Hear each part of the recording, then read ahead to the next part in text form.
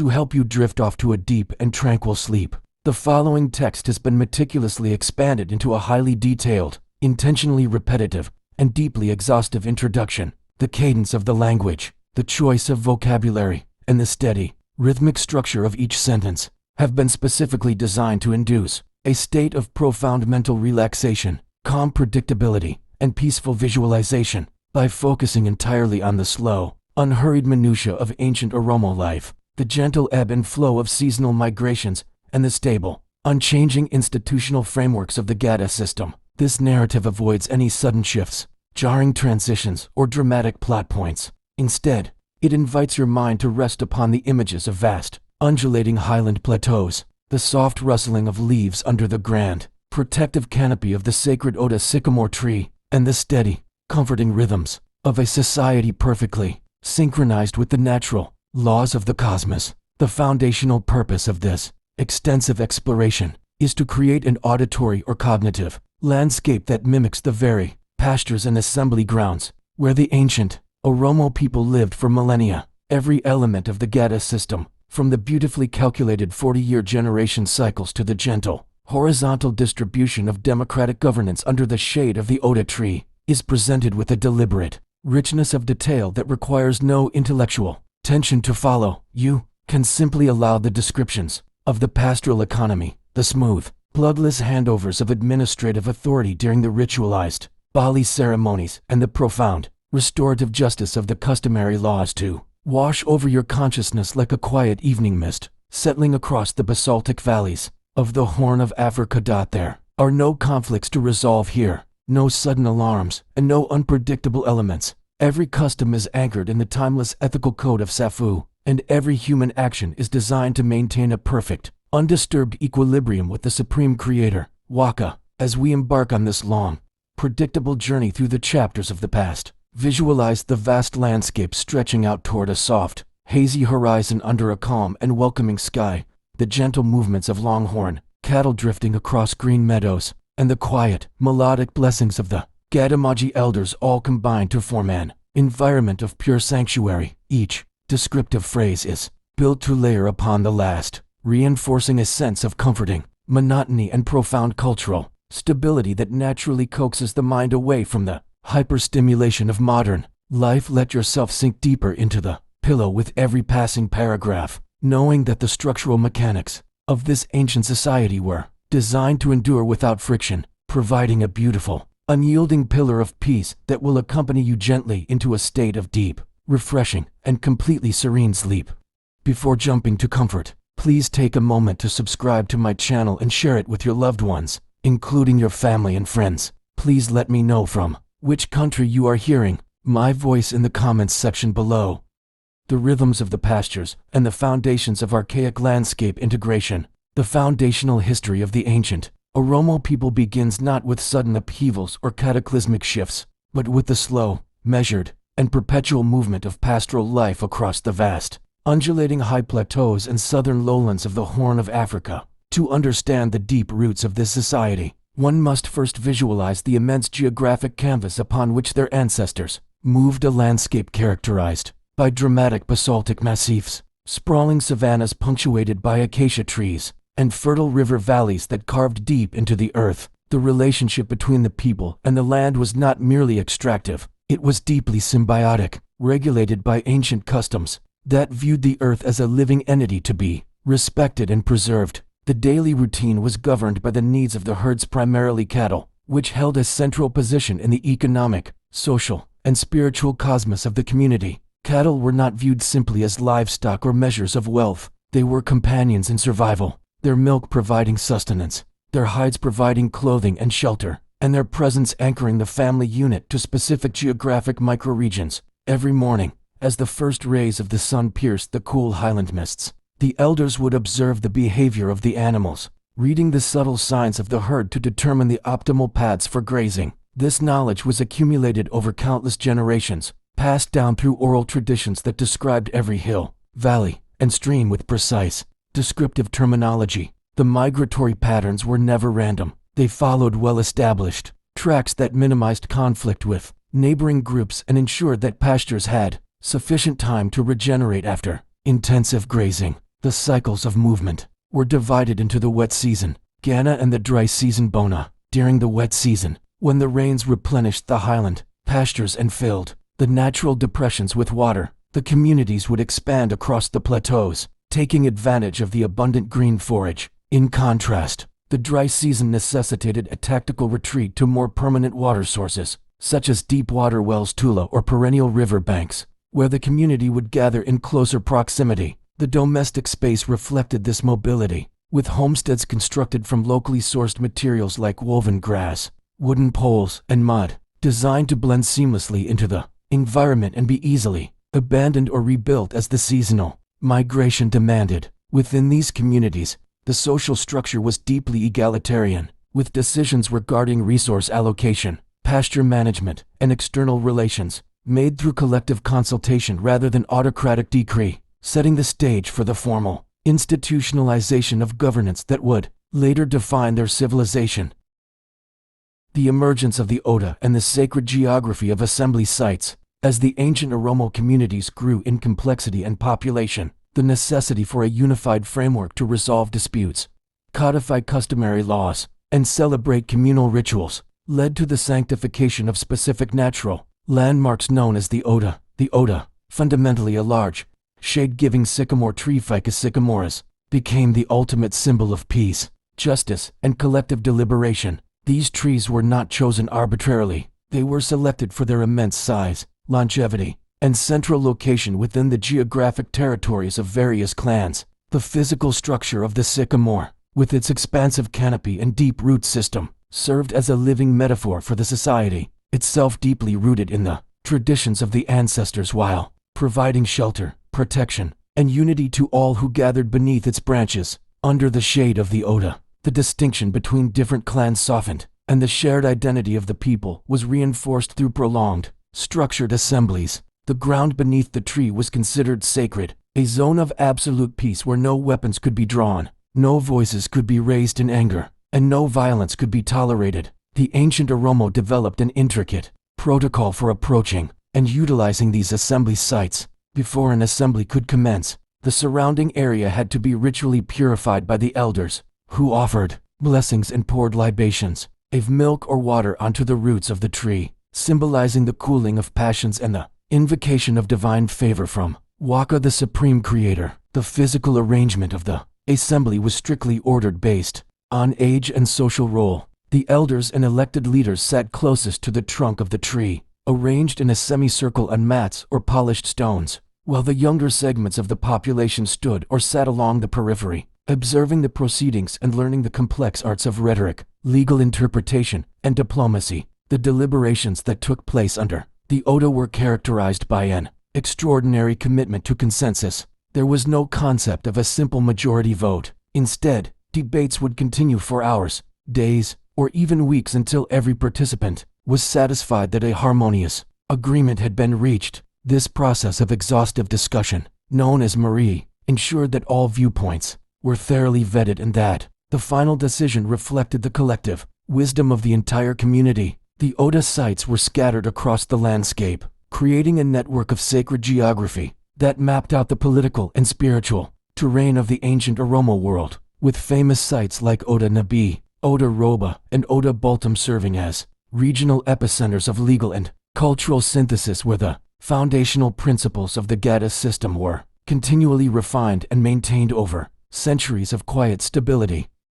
The cosmos of Wakafana and the concept of Ayana and Safu, the intellectual and moral architecture of the ancient Oromo was anchored by Wakafana, an ancient, monotheistic belief system centered on the worship of Waka, the one supreme creator, God who generated the universe and established the immutable laws of nature. Wakafana was not a religion of rigid dogmas, massive temples, or written scriptures. Rather, it was a lived, experiential spirituality woven directly into the fabric of everyday existence, observable in the movements of the stars, the growth of vegetation, and the moral choices of human beings. To the ancient Oromo, Waka was the source of all life, light, and justice, a distant yet intimately involved deity whose presence was felt through the manifestation of Ayana. Ayana can be understood as the spiritual essence, ordering principle, or divine spark assigned by Waka to every living and non-living entity in existence. Every human being, animal, tree, river, and mountain possessed its own unique ayana, which determined its character, destiny, and proper place within the cosmic order. Maintaining harmony with these individual and collective spiritual essences required a strict adherence to Safu, the foundational ethical code of Oromo society. Safu represented a profound sense of moral distance, respect, and cosmic boundaries. It was the knowledge of what is appropriate versus what is inappropriate, the recognition of the rights of others, and the preservation of the natural equilibrium established by the Creator. To violate Safu was to commit a grave sin against the cosmic order, an action that could bring about misfortune, drought, illness, or social discord by alienating the ayana and displeasing Waka. The practice of Safu governed all aspects of human interaction. Children showed Safu toward their parents, men toward women, the living toward the ancestors, and humans toward the natural environment. For example, cutting down a sacred tree without a vital, sanctioned reason or polluting a clean water source was viewed as a direct violation of Safu, as it disrupted the well-being of that entity's ayana. The spiritual guardians of this moral order were the Kalu, highly respected ritual leaders, who were believed to possess a direct spiritual connection to Waka and the ability to interpret the manifestations of ayana. The Kalu lived in institutionalized residences known as Galma, which served as sanctuaries of peace and spiritual consultation. Unlike political leaders, the Kalu did not hold legislative or military power. Their authority was purely moral and spiritual. They served as mediators between the human and divine realms, performing blessings, resolving deep-seated spiritual crises, and confirming the legitimacy of political leaders chosen through the Gadaa System, ensuring that human governance always remained aligned with the divine laws of the cosmos. The structural mechanics of the Gadaa System and the generation classes. At the very heart of ancient Oromo civilization lay the Gadaa System, a remarkably complex, comprehensive, and elegant institution of social, political, and economic governance based on a structured system of age grades and generation classes. The Gadaa System was designed to ensure a peaceful, regular, and democratic transfer of power every 8 years, while simultaneously organizing the entire male population into a life cycle curriculum that defined their rights, duties, and social responsibilities from birth until death. To understand the mechanical operation of Gada, one must distinguish between the two overlapping structures that defined an individual's position: the age grade system Haringa, which grouped individuals born within a specific time frame, and the generation class system Luba, which was based on an 8-year genealogical cycle independent of biological age. The entire system operated on a fixed timeline of 5 distinct, rotating parties or classes, often named Burmaji, Mishali, Horata, Dulo, and Robali, though these names could vary across different regions. Every male child entered the system exactly 40 years behind his father's generation class, creating a multi-generational mathematical rhythm that prevented any single family or lineage from monopolizing political authority. The journey through the Gadaa system was divided into 5 primary active stages, each lasting exactly 8 years, totaling a 40-year cycle of active civic development. The first stage, known as Dabali ages 0 to 8, was a period of early childhood marked by socialization, indulgence, and spiritual protection. Boys in this stage wore distinct hairstyles and were viewed as sacred beings, closely connected to the divine. The second stage, Gam, subdivided into Gam Siksika and Gam Gurguda,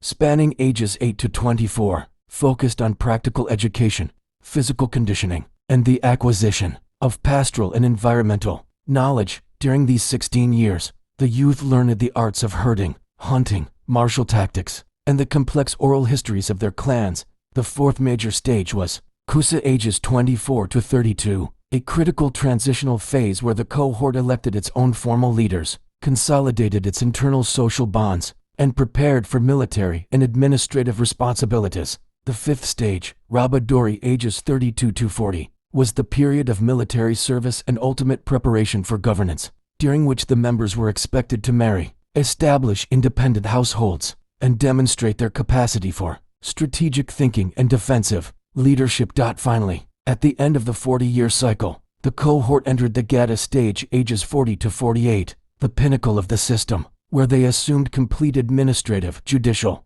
and legislative authority over the entire community, operating as the supreme custodians of the law for a non-renewable term of exactly 8 years.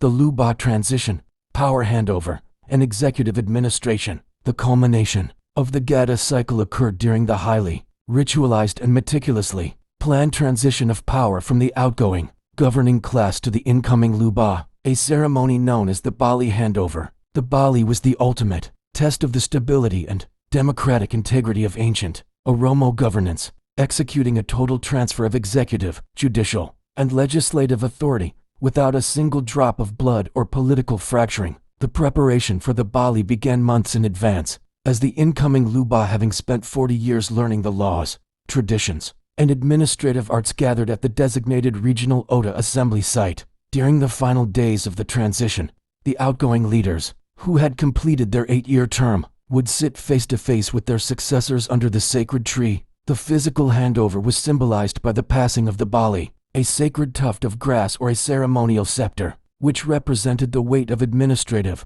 responsibility and the trust of the collective populace. Once the transfer was complete, the newly installed Luba would announce its executive leadership council, headed by the Abba Gada, the father of the Gadaa System, who acted as the primary president and spokesperson for the nation. The Abba Gada was assisted by a specialized cabinet of elected officials, each tasked with managing specific dimensions of public life. Among these was the Abba Du'ala, the commander of the defense forces, who was responsible for organizing strategic defense operations and coordinating responses to external threats, always operating under the strict limitation that offensive warfare was prohibited without explicit approval from the General Assembly. The Abba Sira, the father of laws, served as the chief judicial officer, specializing in the memorization, interpretation, and application of customary jurisprudence to resolve complex legal disputes. The Abba Alanji served as the public prosecutor or holder of the ceremonial whip,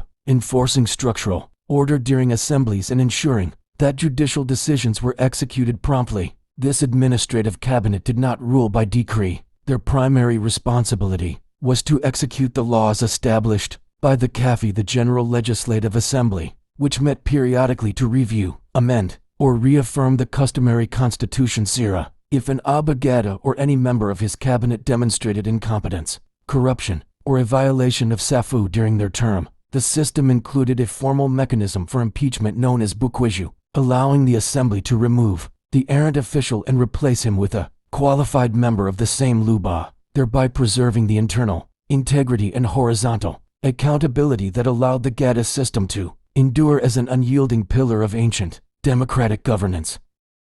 The architecture of the CAFI and the jurisprudence of customary law, the legislative machinery of the ancient Oromo, found its ultimate expression in the CAFI, the General Assembly that served as the supreme parliament, constitutional court, and legislative body of the Gadaa system. The CAFI was not a permanent, static building, but rather an open-air congress that convened periodically in designated meadows adjacent to the sacred Oda trees. The choice of an open, grassy field was deeply intentional. It symbolized transparency, accessibility, and the belief that governance should occur in the open view of Waka and the entire community. When the Abba Gada summoned the CAFI, representatives from all clans and geographic regions would travel for weeks to attend, bringing with them the collective grievances, observations, and aspirations of their respective constituencies. The internal operations of the CAFI were governed by an intricate, unwritten code of parliamentary procedure that prioritized decorum,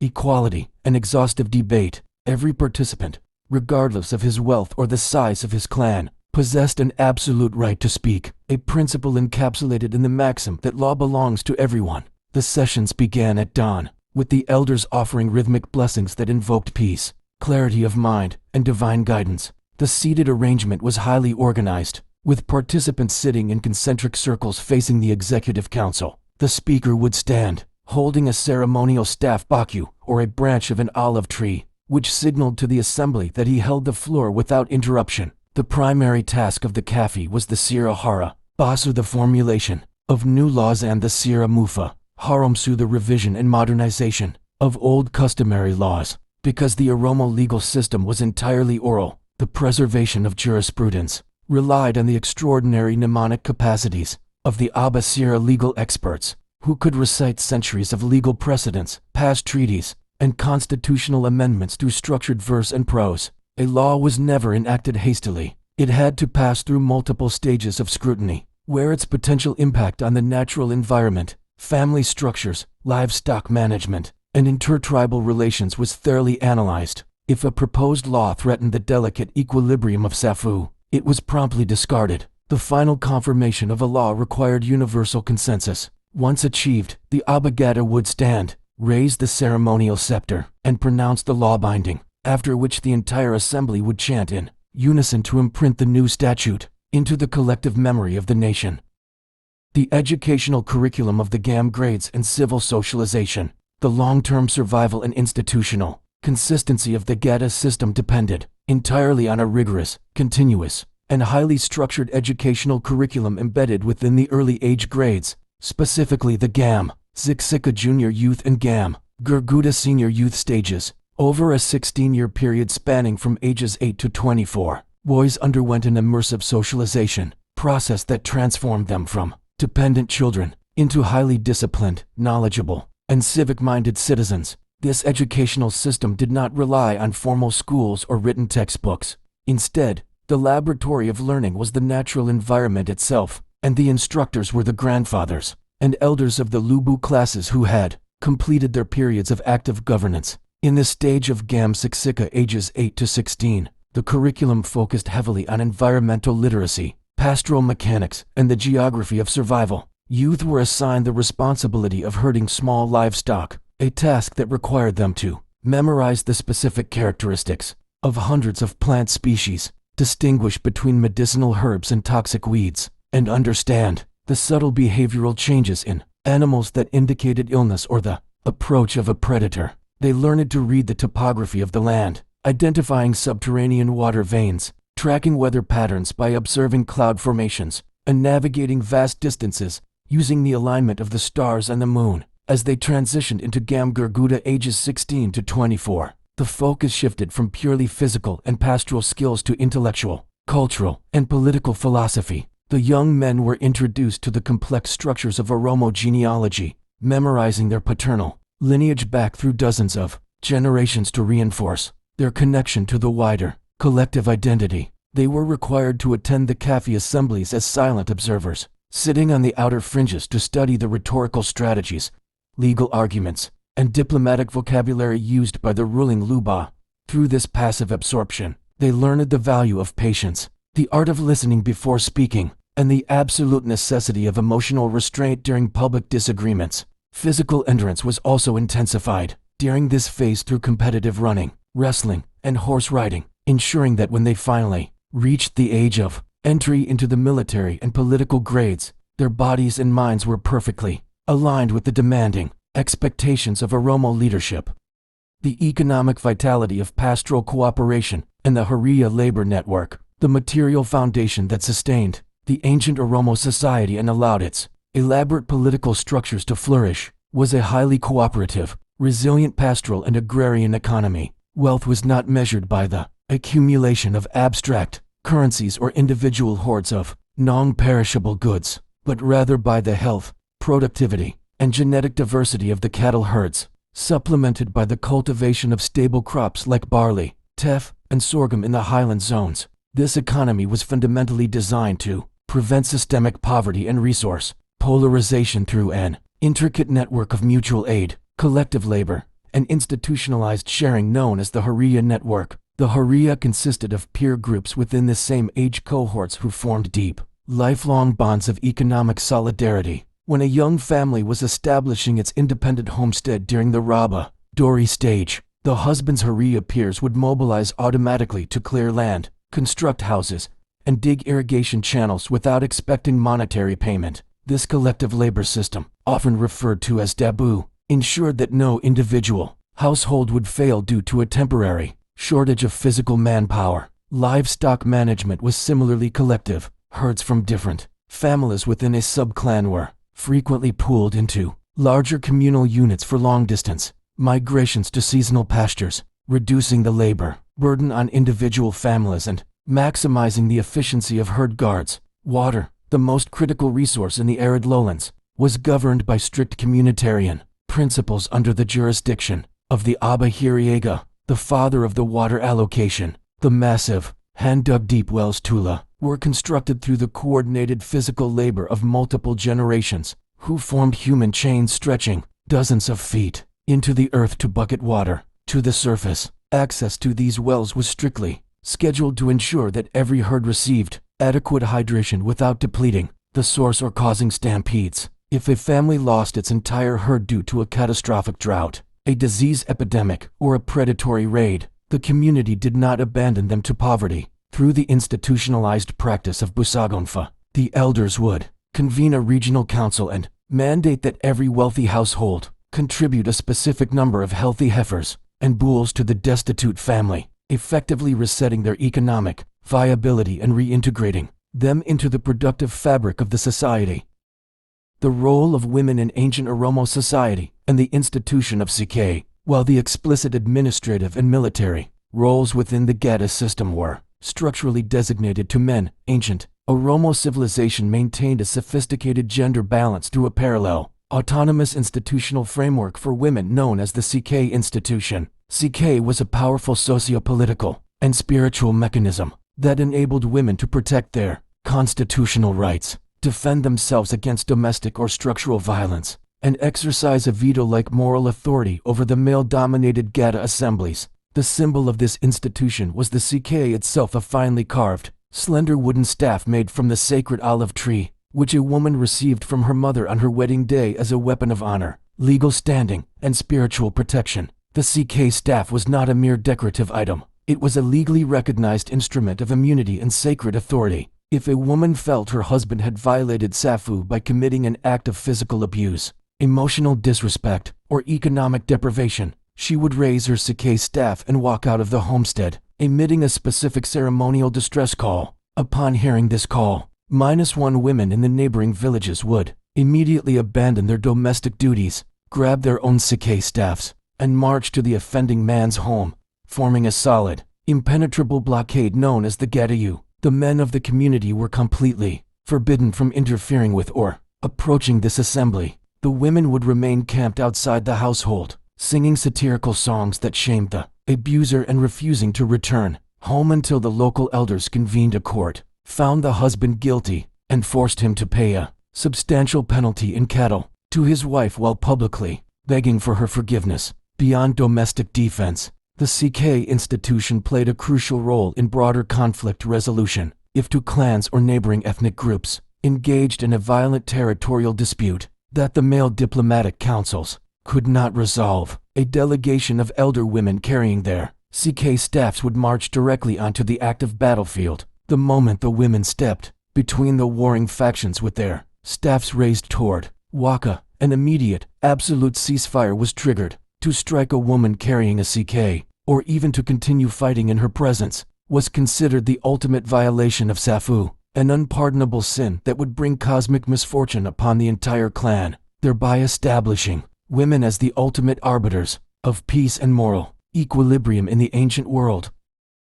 The strategic doctrine of the Abba Du'Allah and defensive military formations, the preservation of the Oromo territories, and the protection of the Gada institutions against external encroachment required a highly organized, disciplined, and tactically sophisticated defensive military structure. This military apparatus was commanded by the Abba Du'Allah, the Minister of War, who was elected by his generation class based on his demonstrated strategic intellect, emotional stability, and mastery of geography. The Oromo military doctrine was fundamentally defensive. The unwritten constitution of the Kafi strictly prohibited offensive expansion or predatory raiding for the sole purpose of subjugation. Instead, military operations were conceptualized as actions to restore peace, reclaim stolen livestock, or defend the ancestral pasture borders Donga against aggressive neighboring kingdoms or migratory groups. The standing army was composed primarily of the young men in the Kusa and Raba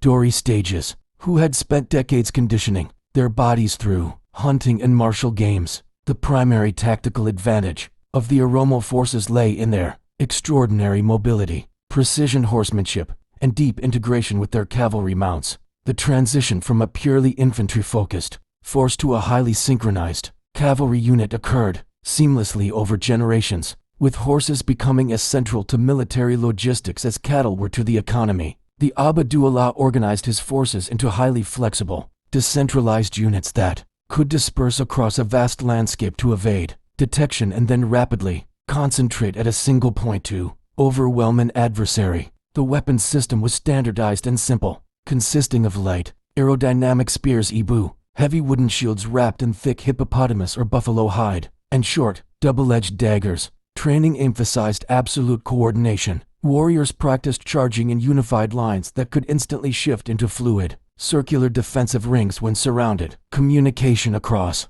the battlefield was maintained through the use of horn trumpets, fasaka, and coordinated vocal signals that mimicked the calls of native birds. Before any military engagement could be initiated, the Abdullah was legally required to send a diplomatic envoy to the adversary offering a peaceful resolution or a mediated settlement. Only when all avenues of diplomatic reconciliation were completely exhausted, and after receiving a spiritual blessing from the Kalu Confirmation Council, would the shields be raised, ensuring that the warriors marched into battle with the clear conscience that they were acting as righteous defenders of Safu and the cosmic order.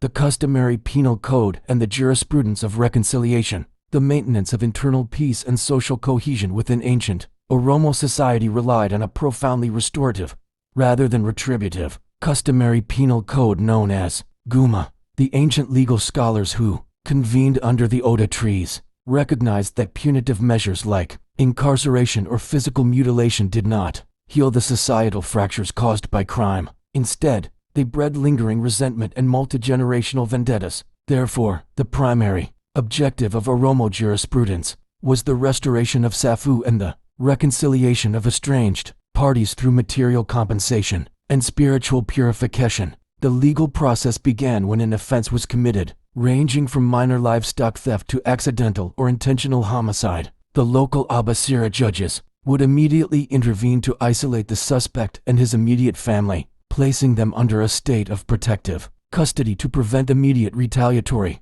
violence from the victim's clan. A specialized judicial council, comprising neutral elders from unaffected lineages, would then be impaneled to investigate the minutiae of the incident. Testimony was gathered through exhaustive oral interviews, with a heavy emphasis on absolute honesty, as lying to a legal counsel was viewed as a direct offense against Waka. If a suspect was found guilty of homicide, the council did not decree an execution. Instead, they calculated the guma, the blood wealth or compensation, which typically consisted of a specific, substantial number of cattle paid by the perpetrator's clan to the victim's family. The entire clan shared the financial burden of this payment, a mechanism that incentivized the collective community to monitor and regulate the behavior of its individual members. Once the cattle were transferred, a highly complex, emotionally charged ritual of reconciliation was performed near a flowing river, symbolizing the washing away of blood and bitterness. The perpetrator and the closest relative of the victim were required to eat from the same vessel and drink water mixed with specific, peace-inducing herbs. Through this ritual, the crime was officially declared expunged from the historical ledger. It was strictly forbidden by law to mention the incident ever again or to hold a grudge. By converting a potential blood feud into an opportunity for economic reintegration and spiritual renewal, the Guma system ensured that the internal fabric of the society remained unyielding and resilient against the stresses of human friction.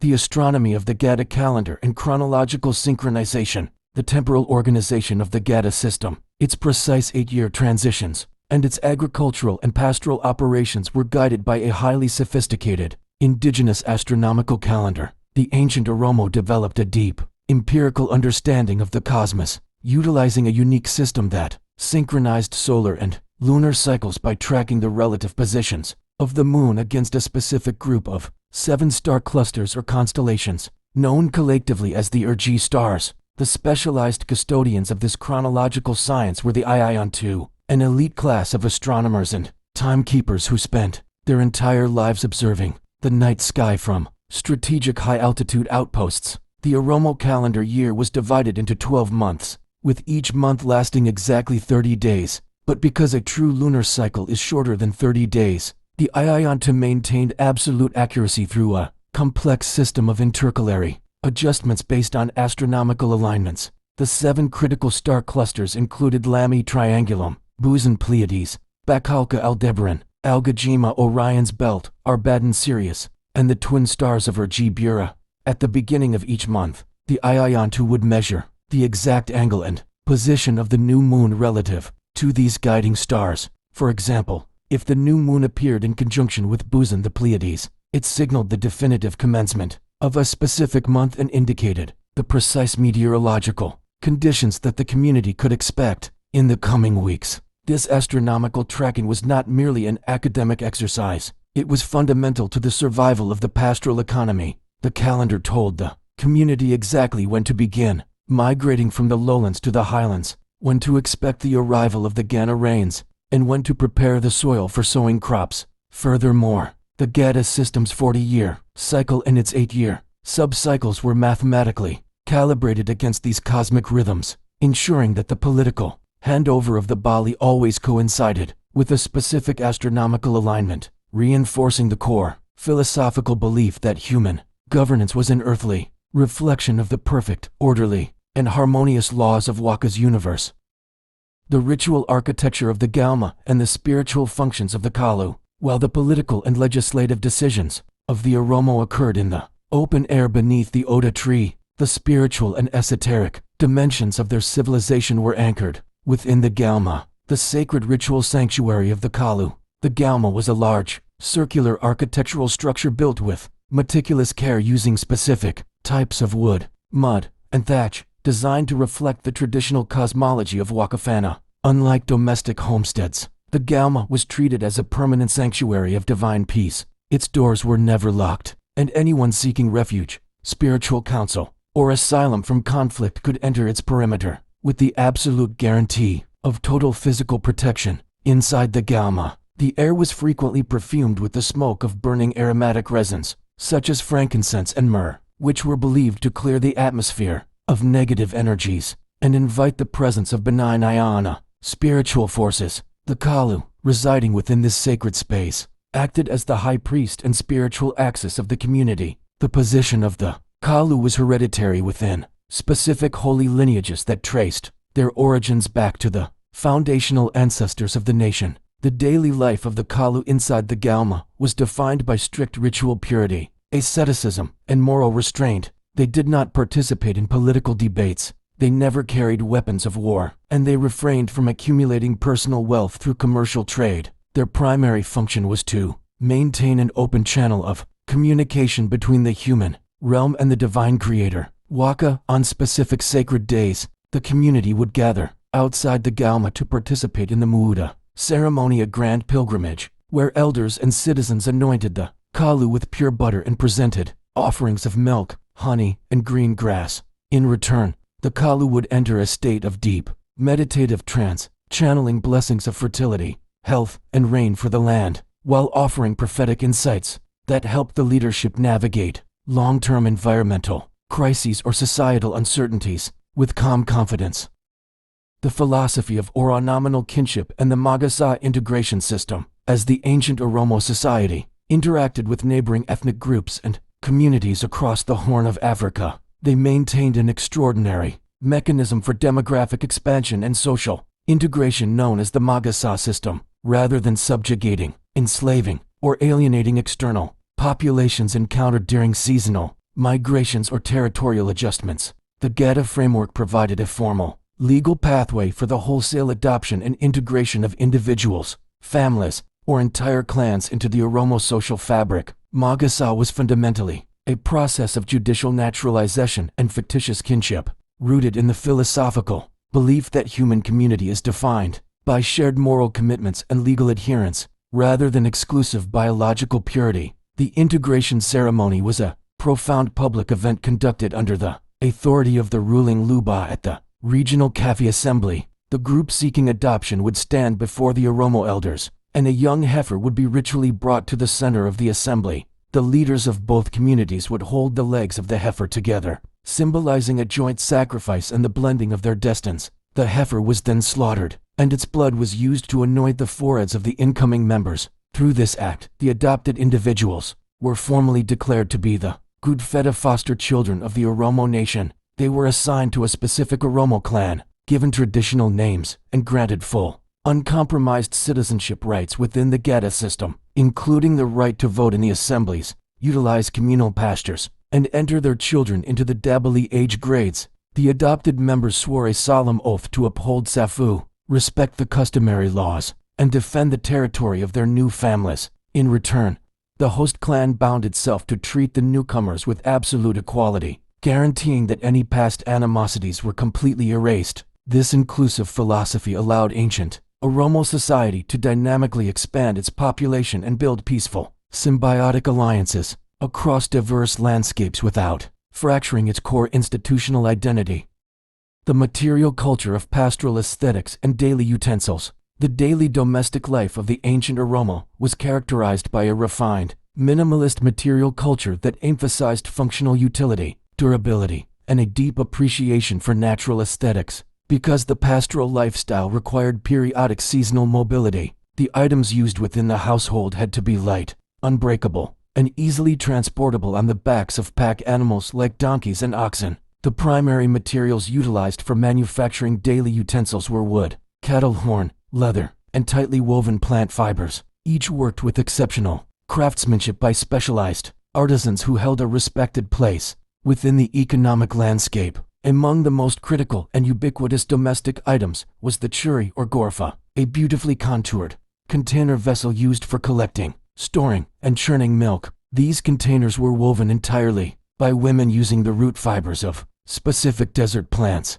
which were split into fine threads and stitched together so tightly that the vessel became completely watertight. The interior of the gorfa was regularly sterilized and seasoned by holding it over the smoke of burning fragrant woods like Ijursa wild olive, which gave the milk a distinct, smoky flavor and acted as a natural preservative against spoilage in the warm climate. For consuming solid food and stews, families utilized shallow wooden bowls known as mityu, carved from a single piece of dense hardwood and polished with beeswax until they achieved a rich, dark luster. Spoons and drinking vessels were elegantly fashioned from the horns of longhorn cattle, shaped through heating and molding to fit comfortably in the hand. Clothing was primarily derived from softened cattle hides, meticulously scraped, tanned with vegetable extracts, and embroidered with subtle geometric patterns that indicated an individual's age grade and social status. Within the Gada hierarchy, the domestic architecture itself consisted of the mana, a circular,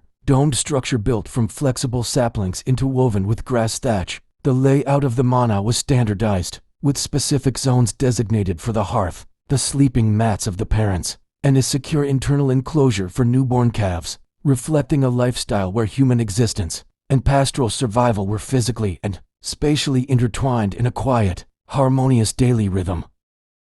The legal codification of environmental guardianship and pasture ecology. The legal framework of the Gadaa system extended far beyond human interactions to encompass a meticulous, institutionalized code of environmental jurisprudence known as Sira Marada. This law of the pasture was rooted in the ethical mandate of Safu, which declared that the grass, the trees, and the flowing waters possessed an inherent right to exist and regenerate, without being subjected to human greed or reckless exploitation. The Abba Gada and his executive cabinet viewed themselves not as owners of the land, but as temporary stewards accountable to both the ancestors and unborn generations, to manage the delicate ecosystems of the high plateaus and arid lowlands. The Kafi Assembly codified strict zoning laws that divided communal lands into distinct categories based on seasonal carrying capacity. Certain prime grazing territories, known as kalo, were legally declared off-limits during the rainy seasons. They were fenced off with thorn bushes or patrolled by the youth of the gam grades to allow the native perennial grasses to grow to full maturity and drop their seeds. Anyone who deliberately or carelessly permitted their cattle to breach a kalo pasture out of season was hauled before the local elders and fined a significant portion of their milk-yielding heifers. Forests were managed with equal rigor. Old-growth trees, particularly the Ijursa wild olive and the Berbirsa podocarpus, were designated as sacred canopies that could never be felled for charcoal or firewood. Only the lower dead branches could be gathered for domestic hearths. Water protection was overseen by the Abba Hiriega, who enforced strict sanitation protocols around the Tula wells and riverbanks. Washing clothing or cleaning utensils directly inside a source of drinking water was a severe violation of customary law. Water had to be bucketed out into designated clay troughs placed several meters away from the source. By elevating environmental sustainability to a matter of constitutional law and spiritual duty, the ancient Oromo managed to maintain the fertility of their lands and the purity of their water supplies through centuries of stable, uninterrupted pastoral utilization. The nuances of the terma rituals and the socialization of infant cohorts. The long, multi-decade journey of an Oromo male through the Gadaa system began with the delicate, deeply symbolic ceremonies of the terma and gabisa rituals, which took place during the first 8 years of life within the Dabali grade, because children in this initial phase were considered structurally pure and closer to the spiritual realm of Waka than to the political world of humans. Their entry into society was marked by a complete absence of rigid discipline, replaced instead by intense communal indulgence, protection, and maternal care. When a male child was born into a generation class that was exactly 40 years behind his father's active ruling class, the entire village celebrated the birth not as an isolated family event, but as the arrival of a future custodian of the law. During the Gabisa naming ceremony, which occurred under the shade of a flourishing tree near the homestead, the child's hair was left uncut,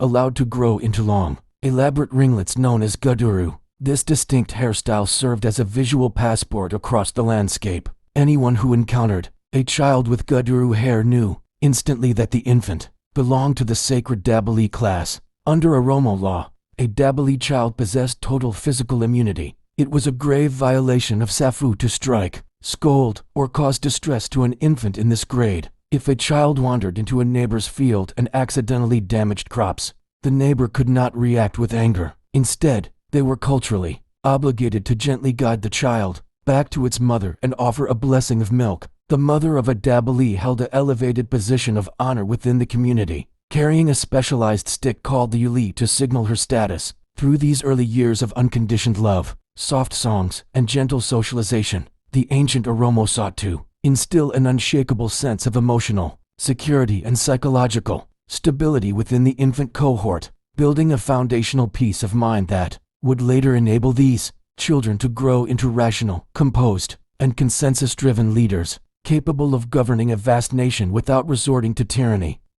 The rhetorical arts of the Kafi assemblies and oral historiography. In a civilization that operated entirely without written scripts or paper archives, the survival of governance, law, and history depended on the cultivation of an extraordinarily sophisticated oral culture and highly formalized rhetorical arts. Within the Kafi assemblies, language was not used casually or unstructured. It was treated as a precision tool of statecraft, diplomacy, and legal philosophy. To be elected to high office within the Gadaa system, a member of the Luba had to demonstrate not only physical bravery or administrative competence, but an absolute mastery of Argadagieti, the vast, interconnected body of oral history, proverbial wisdom, and legal precedents passed down through centuries of human speech. The art of public speaking under the Oda tree was governed by strict stylistic conventions. A speaker was expected to begin their address with an elaborate sequence of traditional blessings known as Iba, which established an atmosphere of peace and mutual respect. They would then structure their arguments through the systematic use of Mamaksa proverbs, which served as oral footnotes to ground their points in the historical wisdom of the ancestors. To state a fact directly without framing it within a proverb was considered rhetorically weak and uncultured. The rhythm of speech was measured and slow. Interrupting a speaker while they held the ceremonial staff was completely illegal and met with immediate fines. Parallel to the political assemblies were the Abba Gada's official historians, the Seniasatuta, whose specific role was the preservation of national memory. These individuals spent decades memorizing the exact lineages of the clans, the precise outcomes of treaties signed generations ago, and the environmental histories of previous Gadaa cycles. They could recount which Luba class was in power during a specific great drought or migratory shift, providing the ruling council with an invaluable historical mirror to guide their contemporary decisions. This reliance on structured, highly scrutinized oral transmission created a collective memory that was remarkably resilient, ensuring that the constitutional Principles of the Gadaa system remained consistent across vast geographic distances and throughout countless generations. The dynamics of the Jarsabaku and judicial mediation forums. While the Kafi served as the supreme legislative body for the entire nation, the vast majority of day-to-day legal disputes, property boundaries, and family disagreements were resolved at the local level through decentralized judicial mediation forums led by the Jarsabaku, the elders of the scepter. The Jarsabaku were highly respected men who had transitioned out of the active Gada and Luba ruling grades into the Yuba and Gadamaji elder grades, bringing with them 40 to 50 years of practical experience in the application of customary law. These local courts did not operate on an adversarial model of winners and losers. Rather, they were structured as truth-seeking and harmony-restoring circles. When a dispute arose, such as a boundary conflict between two adjacent farm plots or a disagreement over the inheritance of a herd of cattle, the aggrieved parties would approach the Jarsabaku and request a formal arbitration session. The elders would convene the court under a local shade tree, seated on stones in a circle to eliminate any visual hierarchy. The process was completely public, allowing neighbors to attend and witness the transparency of the proceedings. The elders would listen patiently to both sides without time limits, frequently asking probing questions to uncover the root causes of the friction rather than just the immediate symptoms. They would then withdraw to a private space to deliberate, analyzing the case against the backdrop of Gada law and Safu. The verdict, when delivered, was rarely a harsh penalty. Instead, it was a finely balanced compromise designed to restore the broken relationship between the litigants. The guilty party was typically ordered to provide material compensation such as a sheep or a specific measure of grain to the wronged party, followed by a communal meal where both families drank from the same vessel to signify the formal end of animosity. The authority of the Jarsabaku was entirely moral and communal. There were no prisons or police to enforce their decisions, yet their verdicts were universally obeyed because to reject the ruling of the scepter elders was to alienate oneself from the community and invite the profound social ostracism that accompanied a violation of ancestral custom.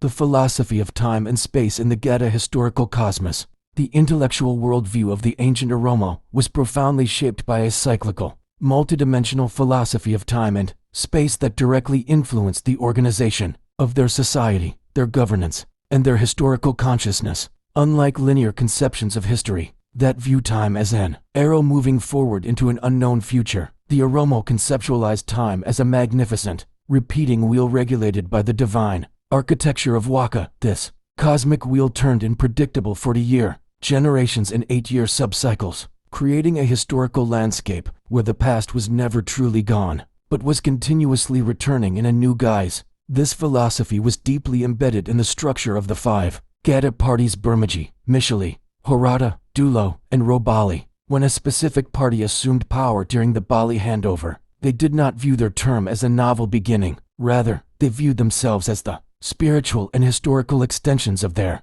grandfathers who had belonged to the exact same party 40 years earlier. Consequently, history was studied not as a passive collection of dates, but as an active diagnostic tool. If a grandfather's Burmaji class had experienced a period of severe environmental instability or internal clan tension during their rule, the grandson's Burmaji class would prepare themselves years in advance for similar challenges, implementing defensive, pastoral strategies and intense diplomatic protocols to mitigate the returning cosmic currents. Space was viewed through a similarly unified lens. The geography of the Oromo world was divided into the Beri, the east, the source of light, life, and divine blessings, and the Lita, the west, the space of transition and rest. The physical alignment of homes, ritual sanctuaries, and assembly sites consistently reflected these cosmic coordinates. The doors of the Mana homesteads and the Gauma temples were traditionally constructed to face the rising sun in the east, ensuring that the first light of dawn purified the domestic space and aligned the daily activities of the family with the life-giving energies of Waka. This profound integration of temporal cycles and spatial orientation provided the ancient Oromo with a deep sense of psychological grounding, anchoring their civilization within a predictable, harmonious universe where human history and cosmic order moved together in permanent stability. the Gadamaji grade and the sacred asceticism of elderhood. As individual men completed their 40-year active cycle within the Gadaa system, moving sequentially from the administrative burdens of the Luba class into the semi-retired, advisory phases of the Yuba grades, they eventually approached the absolute pinnacle of spiritual and social transition, the Gadamaji stage. The Gadamaji represented the final, formal grade of the life cycle curriculum, encompassing elders who had reached the advanced ages of 72 to 80 and beyond. In ancient Oromo civilization, this stage was not viewed as a period of obsolete decay, but rather as a highly sanctified state of complete moral transformation, spiritual asceticism, and ultimate societal reverence. The transition into the Gadamaji grade was marked by an extraordinary, deeply emotional public ritual known as the Kungsi haircut ceremony. Prior to this event, the elders had allowed a central tuft of hair to grow long, symbolizing their remaining ties to the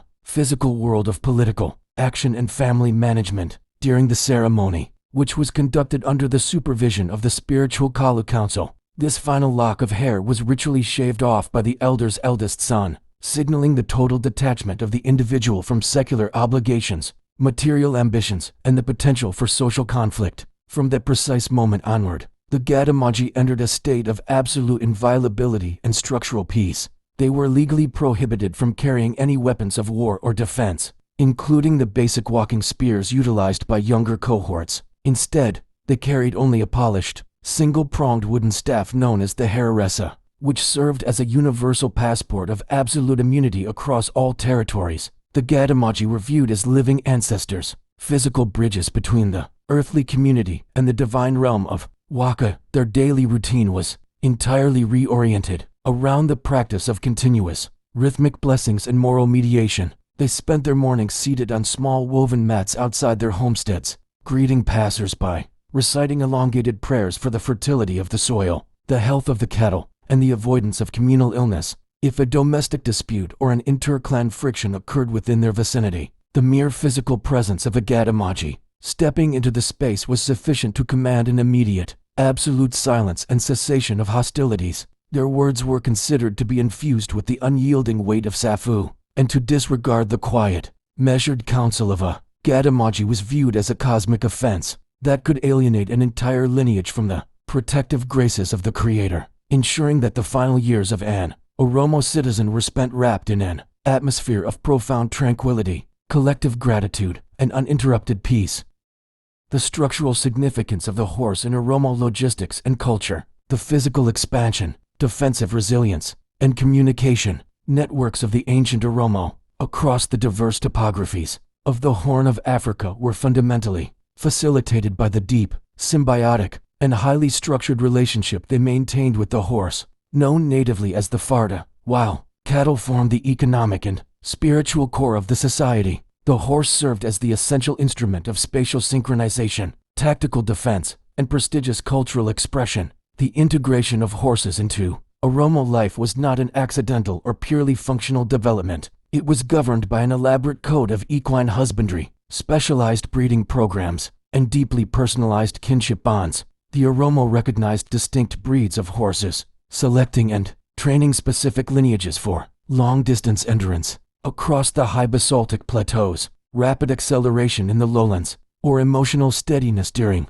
defensive military operations commanded by the Abadullah. A male youth's introduction to the horse occurred during the Gamgur Gouda grade, where he was assigned a young colt to raise, groom, and train personally. This process created an intense, lifelong bond between the warrior and his mount, to the extent that every horse was given a deeply descriptive personal name chali that reflected its coat color, behavioral temperament, or historical achievements. The language of horse ownership was so refined that an individual was frequently known within his social circle by a title combining his horse's name with his own, a practice that underscored the unity of man and animal. The equipment utilized for equine logistics was crafted with minimalist precision by native leather workers and blacksmiths. Saddles were carved from lightweight hardwoods, padded with softened cattle hides, and secured with woven girthing systems that minimized chafing during prolonged multi-day rides. Stirrups were cast from iron or fashioned from heavy leather loops,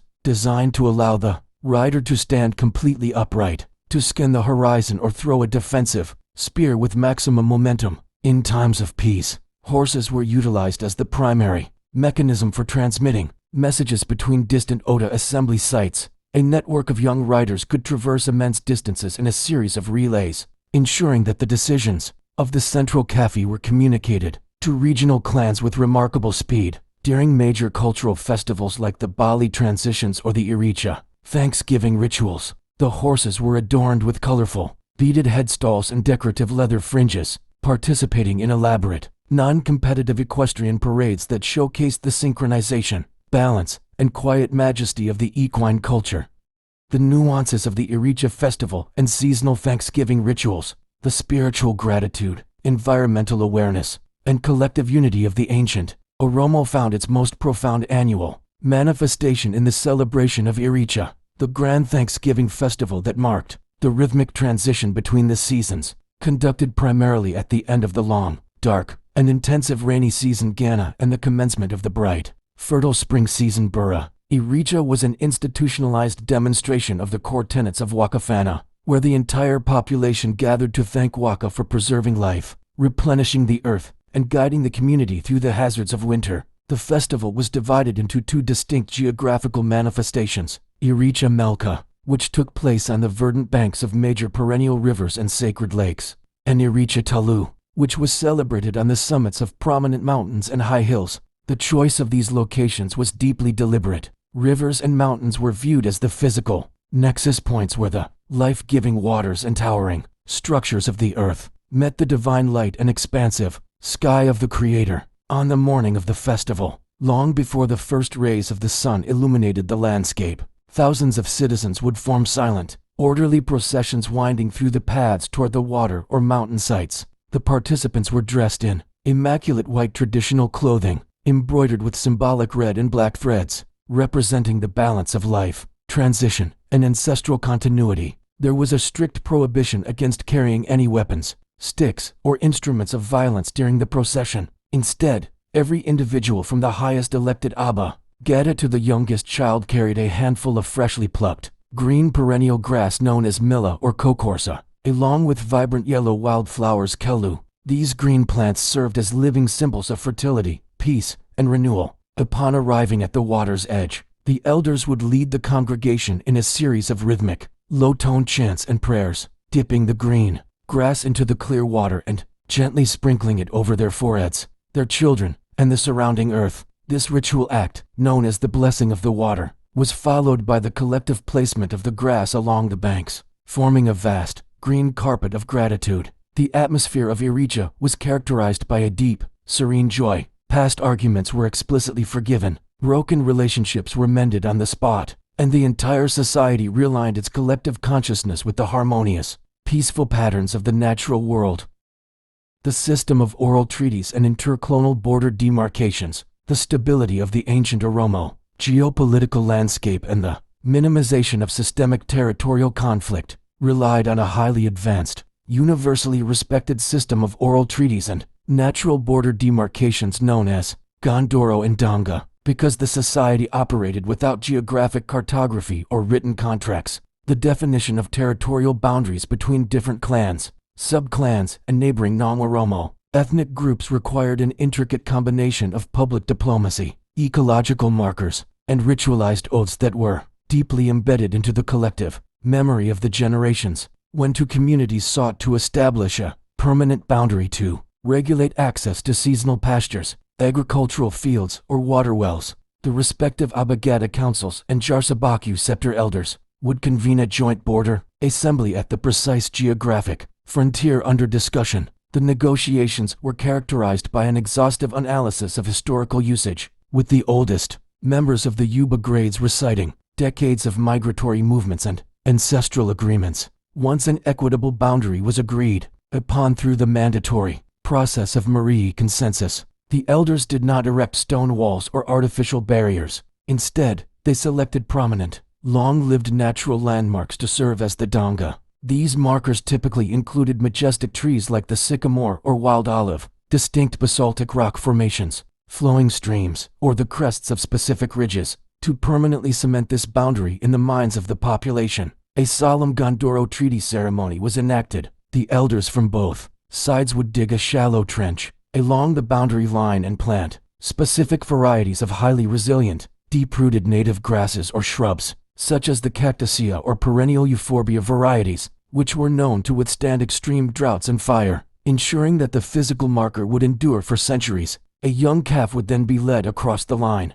and its milk or blood would be poured onto the newly planted vegetation while the assembly chanted a series of binding legal oaths. The terms of the Gondoro Treaty explicitly dictated that the boundary was not an absolute wall of exclusion, but a zone of regulated sharing. Neighboring clans could cross the Donga during periods of acute environmental distress, provided they sent a formal diplomatic request to the host community and respected the local Sira Maratha pasture laws. To deliberately alter a border marker or to secretly shift a Donga line under the cover of darkness was considered an unforgivable breach of Safu, a direct insult to the eyes of Waka, which would result in immediate judicial impeachment for any leader involved in the imposition of massive, multi-generational fines that effectively preserved the integrity of the territorial map through moral consensus.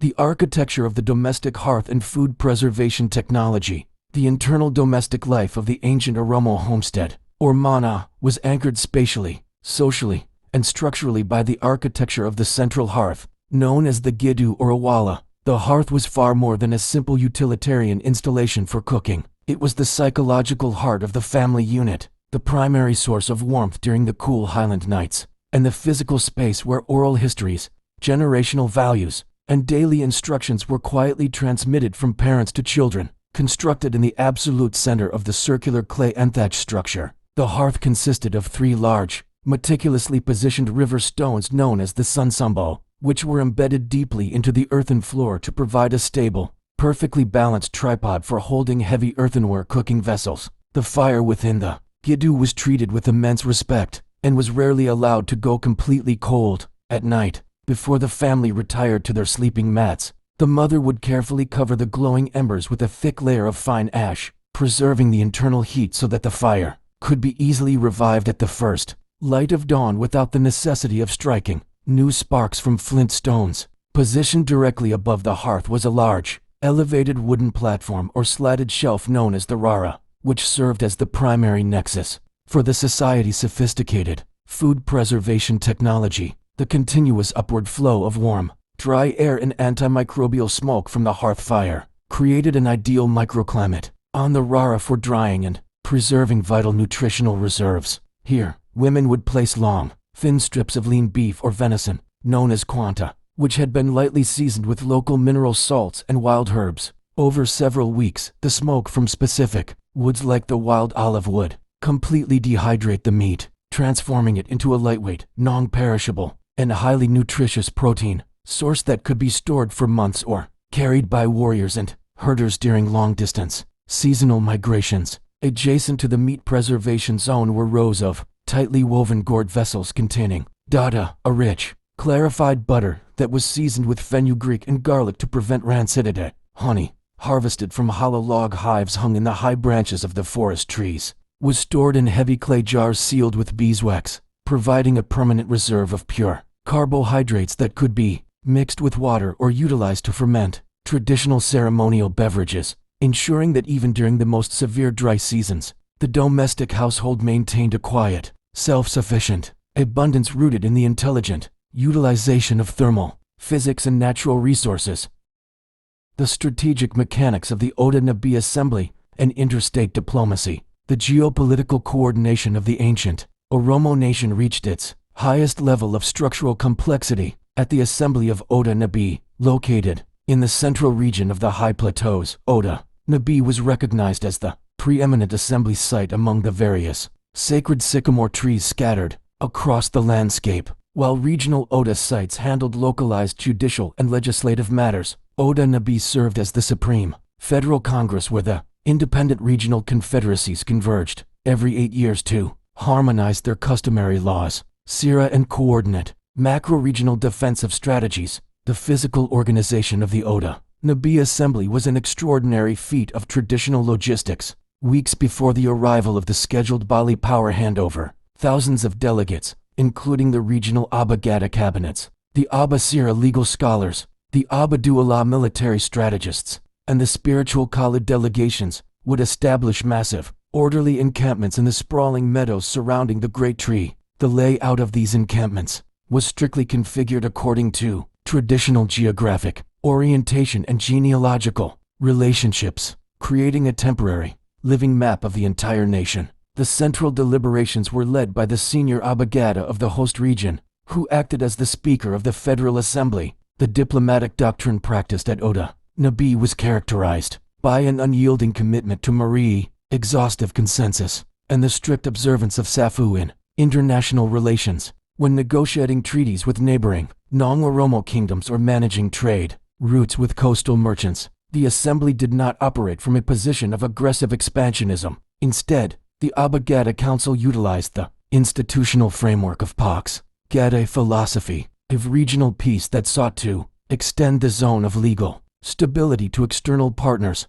If an external kingdom violated a trade agreement or breached a demarcated border, the Federal Assembly would first deploy a specialized diplomatic envoy, known as the Heiau, who carried a ceremonial olive scepter signifying absolute diplomatic immunity. The Heiau would present the grievances, using precise legal rhetoric and historical precedents, offering a mediated settlement based on mutual resource sharing and compensation. Only when these peaceful overtures were met with explicit hostility would the Federal Assembly authorize a unified defensive response, ensuring that the collective military power of all regional confederacies was deployed in perfect synchronization under the strategic command of a supreme Abadullah, thereby preserving the sovereignty and institutional integrity of the Oromo world through an elegant balance of decentralized autonomy and centralized federal solidarity.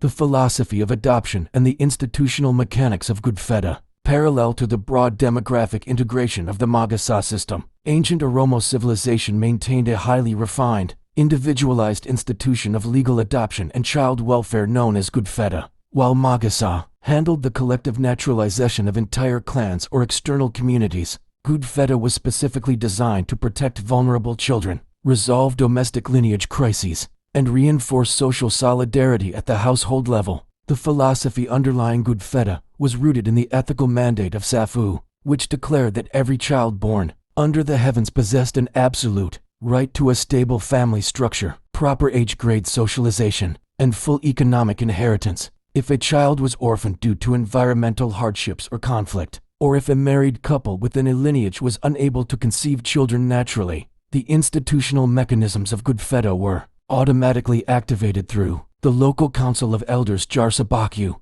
The adoption process was a formal judicial event that took place before the community assembly, ensuring complete transparency and legal permanence. The biological family, if present, or the closest kin of the child would meet with the adoptive parents under the local shade tree. The adoptive father was required to present a healthy heifer to the assembly, symbolizing his economic capacity to support the child and his commitment to the lineage. In a striking ritual act, the adoptive father would place a few drops of milk from the heifer onto the child's forehead, pronouncing the sacred legal formula: "From this day forward, your blood is my blood, your ancestors are my ancestors, and your inheritance is secure within my herd."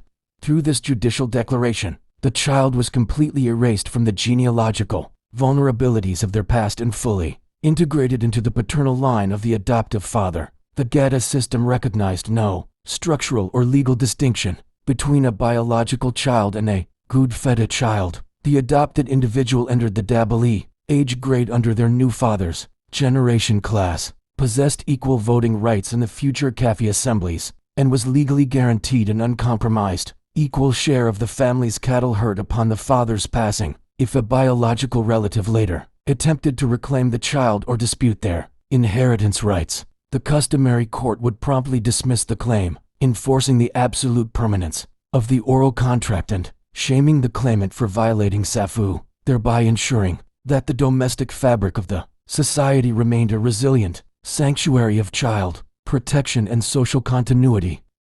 The science of traditional metallurgy and the guild of the Tumtu, the material self-sufficiency and defensive capability of the ancient Oromo were quietly underpinned by a specialized, highly respected class of artisans, miners, and blacksmiths known as the Tumtu, operating as an autonomous professional guild within the broader socio-economic framework of the Gadaa System. The Tumtu possessed a sophisticated empirical understanding of geology, pyrotechnics, and metallurgy, transforming raw iron ore extracted from the basaltic highlands into the essential implements of pastoral survival, agriculture, and defense. The laboratory of the Tumtu was the Buuda, a specialized forge located on the periphery of the village, carefully positioned to ensure that the intense heat and smoke from the charcoal furnaces did not disrupt the daily routines of the domestic homesteads. The technological process began with the collection of iron-rich stones from riverbeds and mountain veins, which were broken into uniform fragments and layered inside a cylindrical clay blast furnace filled with high-density charcoal derived from specific hardwood trees, like the wild olive. To achieve the extreme temperatures required for smelting, the Tumtu utilized dual hand-operated leather bellows bufa, crafted from the intact skins of goats, which were pumped rhythmically for hours to force oxygen into the heart of the forge. The molten iron was then extracted, hammered on a large stone anvil mitu using heavy iron mallets, and shaped into a variety of precision tools. For the pastoral economy, the Tumtu manufactured heavy iron axes katu for clearing brush, curved sickles for harvesting forage, and specialized branding irons, used by the clans to imprint unique ownership marks onto the hides of their cattle. For the defensive forces led by the Abadu'Allah, the guild forged aerodynamic spearheads, ibu that were carefully tempered in cold river water to achieve maximum hardness without becoming brittle, alongside short, double-edged daggers bilu designed for close quarters protection. The Tumtu Guild operated under a strict ethical code regulated by Safu. They were legally prohibited from manufacturing weapons for offensive expansion or internal clan violence. The knowledge of metallurgy was hereditary, passed down from father to son through intensive multi-decade apprenticeships that synchronized physical dexterity with a deep spiritual reverence for the elemental forces of earth and fire, ensuring that the technological foundations of the civilization remained durable, innovative, and perfectly aligned with the peaceful cosmos of Wakafana. The legal framework of resource sharing and the Huria pasture treaties, during periods of exceptional environmental stress, such as the prolonged cyclical droughts, Ula that occasionally swept across the lowlands of the Horn of Africa, the survival of the Oromo civilization depended on the activation of a highly advanced legal framework of resource sharing known as Samana. This institutionalized system of pasture diplomacy was designed to prevent catastrophic livestock mortality and interclan conflict by transforming potentially volatile competition over dwindling water and grass into a structured, peaceful process of mutual aid. The operational mechanics of Samana were coordinated through the Huria peer networks and the regional Aba, Hiriega water masters. When a specific clan's ancestral pastures dried up and their deep water Tula wells began to fail, the local elders did not initiate desperate, unannounced migrations into the territories of neighboring clans.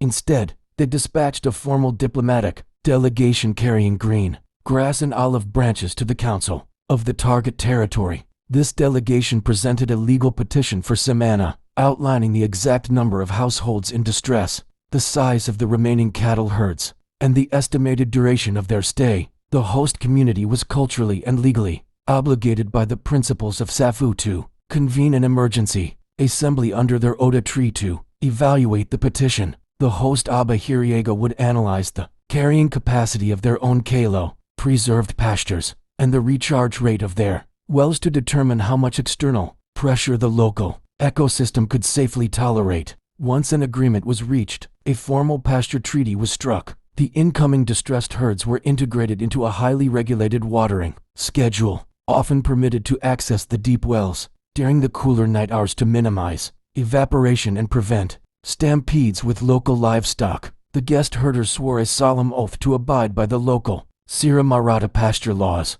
refraining from cutting down sacred trees or establishing permanent homesteads. This system of reciprocal hospitality operated on the long term, understanding that environmental fortunes could easily reverse in the future. The host clan of today could become the supplicant of tomorrow. By elevating ecological cooperation to a matter of constitutional law, the Samana framework ensured that the ancient Oromo managed scarce natural resources with remarkable rationality, preserving the collective wealth of the nation through times of acute environmental crisis.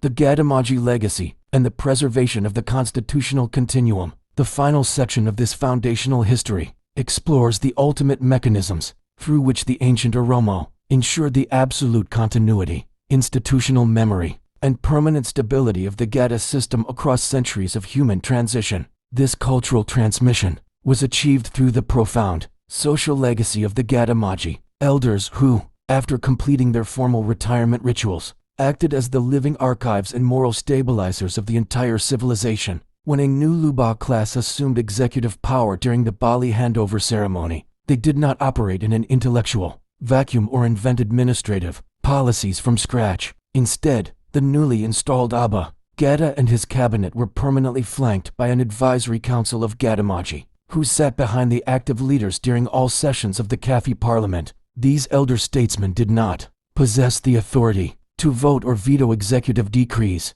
Their role was purely educational, diagnostic, and constitutional. If the young administrators proposed a modern legal amendment or a strategic defensive formation that drifted away from the foundational principles of Safu or the ancestral statutes of Sira Gada, a Gadamaji would gently raise his single-pronged Hararasa staff, command the attention of the assembly, and recite the historical outcomes of similar experiments conducted 80 or 120 years in the past. This constant, intergenerational feedback loop prevented the governance structure from falling into the traps of short-sighted political opportunism or radical institutional fracturing. Furthermore, the Gadamaji were responsible for the training of the Iayantu astronomers and the Siniasatuta historians, ensuring that the complex mathematical matrices of the Gada calendar and the vast epics of oral historiography were passed down to the next generation without a single detail being lost to time.